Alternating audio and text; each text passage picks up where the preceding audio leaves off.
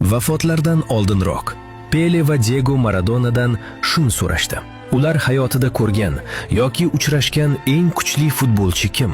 Ularning javoblari hamma yoqni hayratda qoldirdi.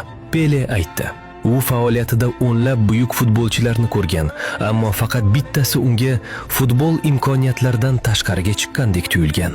Jurnalist undan ismni aytishni so'raganda, Pele ikkilanmasdan Ronaldinho dedi. Pelega ko'ra, hech kim bunday erkin, tasavvur va zavq bilan o'ynamagan edi.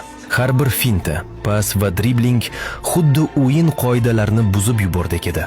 Shundan keyin xuddi shu savol Maradonaga berildi va u ham Ronaldinhoni tan oldi. U aytdi: bu futbolchi butun stadionni, hattoki raqib muxlislarni ham zavqlanishga majbur qilardi. Ronaldinho nafaqat g'alaba uchun o'ynardi, balki odamlarning hissiyotlari uchun ham o'ynardi. Agar futbolning ikki afsonasi bitta insonni tan olsa, bu shunchaki e'tirof emas. Bu Ronaldinhoning abadiy futbol sehrining ramzi ekaniga ishoradir.